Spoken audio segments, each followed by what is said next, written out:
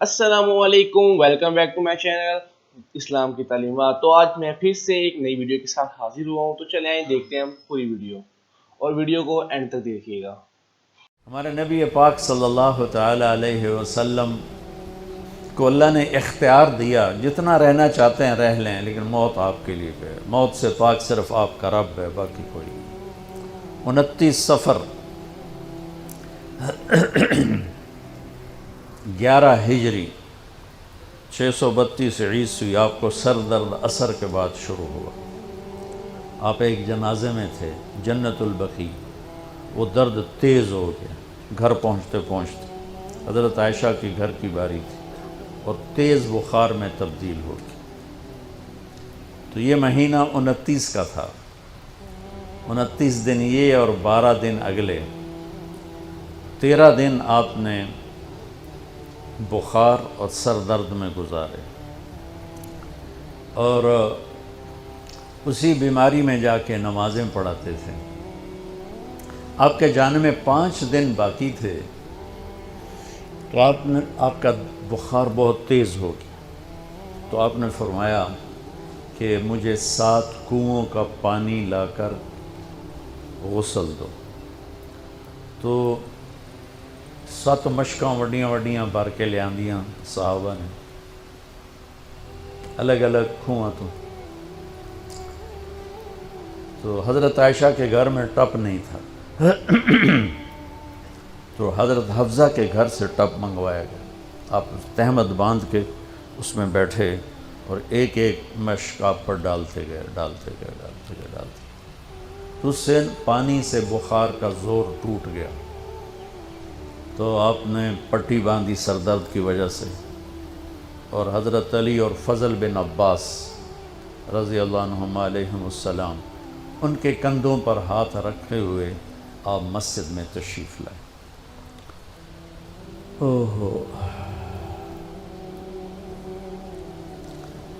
اور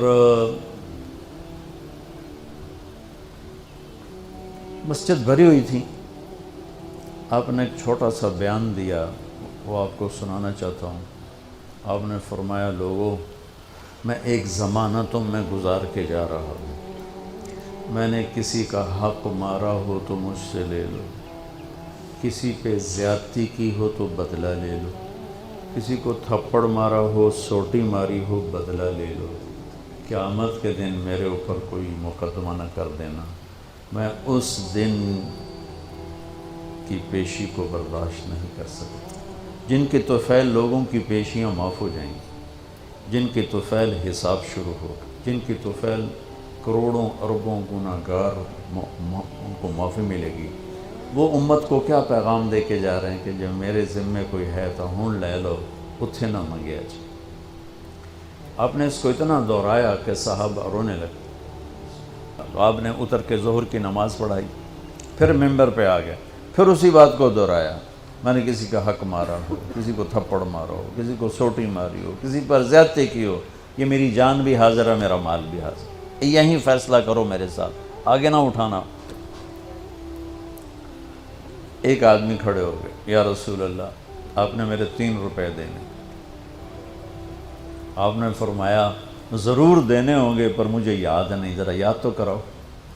کہ یا رسول اللہ، آپ کے پاس سائل آیا تھا تو آپ کبھی سائل کو لوٹاتے نہیں تھے کہ نہیں بھی میرے کو ہے کوئی نہیں، یہاں تک کہتے تھے وہ فلاں دکاندار سے جا کے ادھار لے لے، جب میرے پاس آئیں گے میں تیرا ادھار چکا دوں، خالی نہیں بھیجتے تھے۔ تو کہنے لگے، یا رسول اللہ، سائل آیا تھا، آپ کے پاس تھے نہیں، آپ نے مجھ سے پوچھا تیرے پاس کچھ ہیں؟ تو میرے پاس 3 درہم تھے، تو آپ نے کہا اس کو دے دے، میں تمہیں دے دوں گا۔ ہم نے کہا ہاں، یاد آ گیا۔ تو پھر آپ کے گھر میں تو ایک چھٹانک تیل نہیں تھا کہ ڈیبا بال جاوے، تو آپ نے فرمایا اپنے چچا زاد فضل بن عباس، فضل تو میرا یہ قرضہ ذمہ لیتا ہے؟ کہا جی۔ تو ایک عجیب بات بتاؤں، آپ مقروض کا جنازہ نہیں پڑھاتے تھے، جس کے سر پہ قرضہ ہوتا تھا اس کا جنازہ نہیں پڑھاتے تھے، ساری زندگی خود قرضہ لیا۔ لیکن قرض لینے دینے میں انسان سے جو پھر بے اصولیاں ہوتی ہیں، اس میں جو نفرتیں پیدا ہوتی ہیں، اب دیکھتے نہیں ہو یہ فیصل آباد کے بازاروں میں روزانہ تاجر کیسے گریبان پکڑ کے ماں بہن کی گالیاں دے رہے ہوتے. میں ان تاجروں سے کہتا ہوں یا ادھار دینا بند کرو یا گالیاں دینا بند کرو. کیوں کسی کی بیٹی کی عزت کو اچھالتے ہو؟ لاکھ 2 لاکھ کے پیچھے نہ کسی کی ماں چھوڑتے ہو نہ بہن چھوڑتے ہو. بھائی وہ حقوق کا معاملہ بہت سخت، بہت سخت. تو میرے نبی جیسی پاک ہستی حقوق کے بارے میں کہہ رہے ہیں بھائی جو کوئی بدلہ لینا جائے اتھے ہی لے لو. تو صحابہ حاضر خدمت ہوئے، یا رسول اللہ لگتا ہے جانے کا وقت قریب ہے. تو آپ رونے لگے. آپ نے کہا میں تمہیں اللہ کے سپرد کرتا ہوں، اللہ تمہارا ساتھی اور حامی اور ناصر ہو. جمعرات کا دن عشاء کی نماز آپ پڑھانے کے لیے اٹھے اور غش آیا اور دوبارہ لیٹ گئے. تو پھر تھوڑی دیر کے بعد آپ کو دوبارہ ہوش آیا تو آپ نے فرمایا عشاء کی نماز ہو گئی ہے؟ کہا جی نہیں، آپ کا انتظار ہے. تو آپ اٹھنے لگے، پھر اٹھ نہیں سکے، پھر لیٹ گئے. پھر تیسری دفعہ آپ اٹھے، عشاء کی نماز ہو گئی. کہا جی آپ کا انتظار ہے. تو آپ پھر اٹھنا چاہا، نہیں اٹھ سکے. تو آپ نے فرمایا ابو بکر سے کہو عشاء کی نماز پڑھائے. تو ابو بکر ذرا پیچھے کھڑے تھے، عمر آگے کھڑے تھے. تو لوگوں نے کہا نماز ہی پڑھاونی، کوئی پڑھا دے. تو انہوں نے عمر کو آگے کر دیا، وہ پہلی صف میں کھڑے تھے. جب حضرت عمر نے اللہ اکبر کی تو آپ نے اندر میں آواز سنی تو زور سے فرمایا کہ عمر کو پیچھے کرو، ابو بکر کو آگے کرو. میرے رب کا فرمان ہے میرے مصلی پر صرف ابو بکر کھڑا ہو سکتا. تو عمر کو پیچھے کیا گیا اور ابو بکر کو آگے کیا گیا. تو جمعرات کی 1 نماز عشاء اور جمعے کی 5، ہفتے کی 5، اتوار کی 5، 15، فجر کی 1. تو جمعرات اور پیر کی 1 اور یہ 15، 17 نمازیں آپ نے پڑھائیں اللہ کے نبی کی موجودگی میں. تو ہفتے کا دن تھا تو جبریل آئے، یا رسول اللہ مجھے اللہ نے آپ کی خدمت میں بھیجا ہے کہ میں آپ کا حال پوچھ کے ہوں. آپ کا کیا حال؟ تو آپ نے کہا جبریل بڑی تکلیف ہے. اتوار کو پھر اللہ کے نبی کی خدمت میں جبریل آئے، یا رسول اللہ مجھے اللہ نے بھیجا ہے میں پوچھ کے ہوں کہ آپ کا کیا حال ہے. آپ نے کہا جبریل بڑی تکلیف ہے. پیر کے دن، ہفتے کے دن آپ ظہر کی نماز کے لیے حضرت علی اور فضل بن عباس کے کندھوں پہ ہاتھ رکھ کر آپ مسجد میں انٹر ہوئے. ابو بکر نماز پڑھا رہے تھے. تو آپ نے یہاں سے محسوس کیا کہ اللہ کے نبی انٹر ہو رہے ہیں تو وہ پیچھے ہٹنے لگے. تو آپ نے ایسے ہاتھ کا اشارہ کر کے روکا اور ان کی لیفٹ سائڈ بیٹھ کر آپ نے 4 رکعت نماز ظہر عصر ادا فرمائی. یہ آپ کی آخری ملاقات تھی اپنی امت کے ساتھ. اس کے بعد آپ اللہ کی خدمت کے پاس حاضر ہو گئے. پیر کی صبح ہو آپ نے تھوڑا سا دروازہ کھول کے امت کو نماز پڑھتے دیکھا. تو جب دروازہ کھولنے کی آواز آئی تو حضرت انس فرماتے ہیں کہ سارے نمازی ایسے بھولے کہ جیسے نماز میں ہم ہیں ہی نہیں، اور سارے اللہ کے نبی کو یوں دیکھنے لگے. ایسے کسی کو یاد ہی نہیں رہا کہ ہم نماز پڑھ رہے ہیں، سب یوں دیکھ رہے ہیں. جب آپ نے دیکھا یہ تو نماز میں ہی میری طرف متوجہ ہو گئے اور نماز میں کمی آ رہی، تو آپ نے پھر پردہ گرا دیا. یہ آپ کا اور امت کا آخری دیدار تھا. تو اشراق کے بعد آپ نے یہ 7 جون سخت گرمی تھی اور 12 ربیع الاول 632 عیسوی اور 11 ہجری. تو آپ نے اپنی ساری بیگمات کو بلایا. حضرت عائشہ فرماتی ہیں میں نصیب والی ہوں کہ مات فی سحری و نحری، اللہ کے آخری نبی میری ٹھوڑی اور سینے کے درمیان اللہ کی بارگاہ میں پیش ہوئے. یہ کیفیت تھی میرے نبی کی. یہ اس طرح آپ نے اپنی بیگم کے سینے پر سر رکھا ہوا تھا اور اس طرح نیم دراز تھے آپ اس طرح. تو آپ نے اپنی ساری بیویوں کو بلایا اور ان سے ملاقات کی. کچھ نہیں بتایا کہ میں جا رہا ہوں. اس کے بعد آپ نے بیٹی فاطمہ کو بلایا اور ان سے فرمایا کہ بیٹی میں جا رہا ہوں. تو وہ رونے لگیں. تو ہم نے کہا رو نہیں، سب سے پہلے تو ہی آئے گی مجھے ملنے. 6 مہینے بعد بیٹی کا بھی انتقال ہو. پھر آپ نے مولا علی کو بلایا، ان کا سر اپنی گود میں رکھا اور ان کی کمر پہ ہاتھ پھیرتے رہے اور دعا دیتے رہے، دعا۔ یہ سب کچھ بڑے سکون کے ساتھ ہو۔ آخر میں دونوں بچوں کو بلایا، حسن حسین، جن میں آپ کی جان اٹکی ہوتی۔ اب فرمایا کرتے تھے میری آنکھوں کی ٹھنڈک، میرے دو پھول، میری دنیا کی بہار، میرے جگر کے ٹکڑے۔ تو آخر میں دونوں بچے بلائے اور یوں جو لیا نا سینے سے لگا تو ساتھ ہی آن سے شروع ہو، وہ سارا منظر آگے کھل گیا۔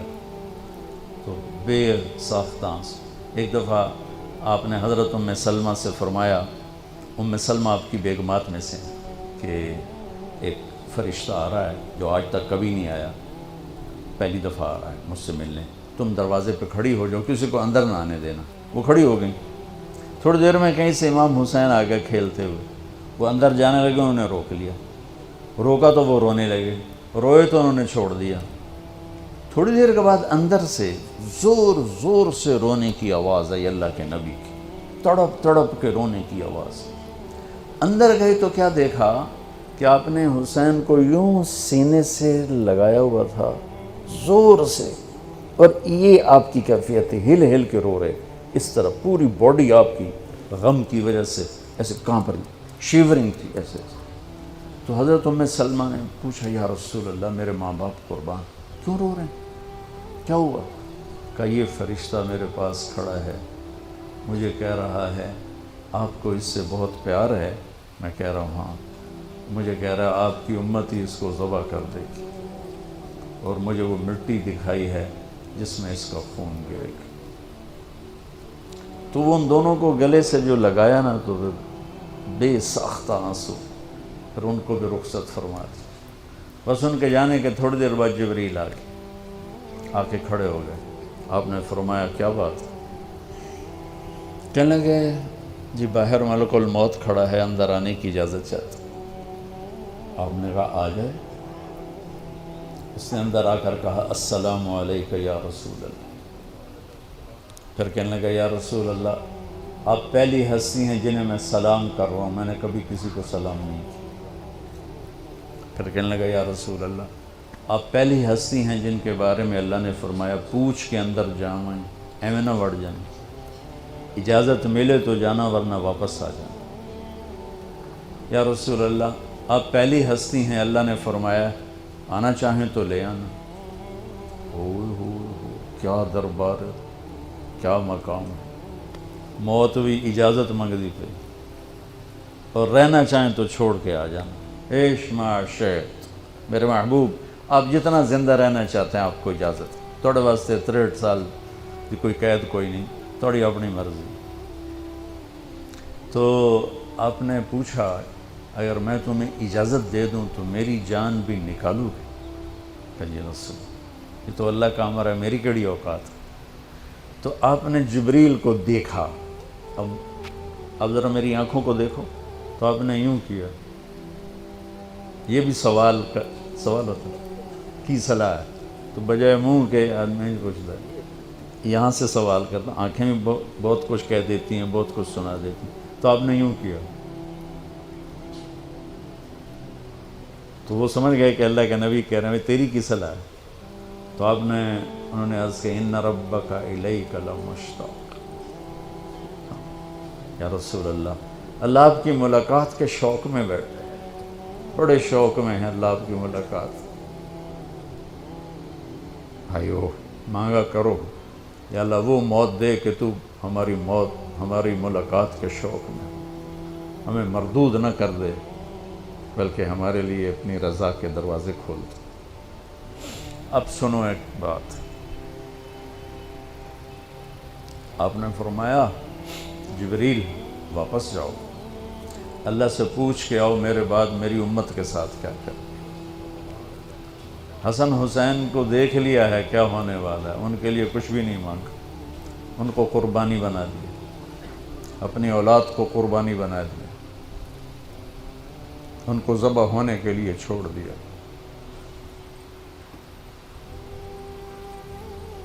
اور تمہارے لیے ہاتھ اٹھا دیا کہ پوچھ کے آ پہلے میرے بعد میری امت کے ساتھ کیا کریں، سن لو میری بات، میرے رب کی قسم، عزت و جلال کی بریائی کی قسم، اگر میرے نبی یہ بات نہ اٹھاتے تو آج ہم باندر اور خنزیر اور کتے ہوتے، انسان کوئی نہ ہوتا۔